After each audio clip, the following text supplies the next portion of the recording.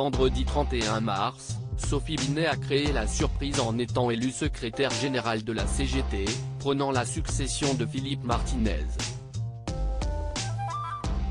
Elle devient ainsi la première femme à occuper ce poste depuis la création de la Confédération Générale du Travail en 1895. Philippe Martinez occupait le poste de secrétaire général de la CGT depuis le 3 février 2015. Ce 31 mars 2023, soit à la veille de son 62e anniversaire, il a rendu son tablier. Après une soirée et une nuit agitée, c'est Sophie Binet qui a été choisie pour lui succéder.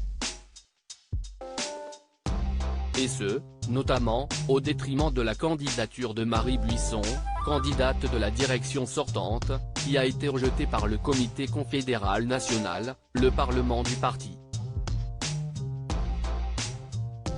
Âgée de 41 ans, Sophie Binet devient donc la première femme à prendre la tête de la CGT depuis la création de l'organisation en 1895.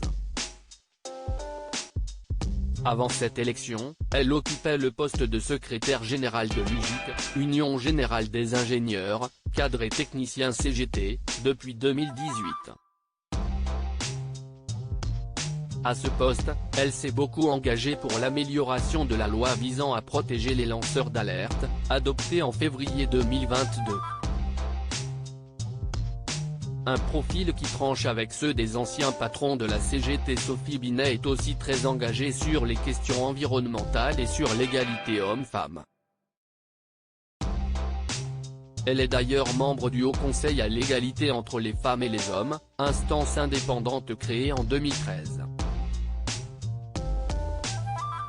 En 2019, elle a aussi coécrit l'ouvrage féministe, La CGT, les femmes, leur travail et l'action syndicale.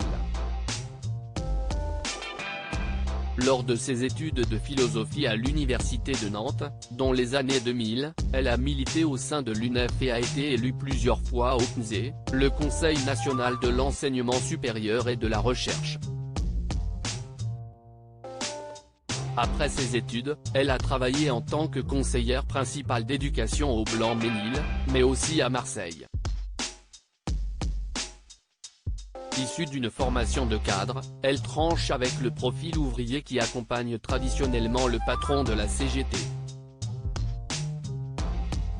Sophie Binet devrait donc apporter un nouveau souffle à l'organisation, mais avec la lourde tâche de rassembler ces différentes fédérations, divisées sur plusieurs points.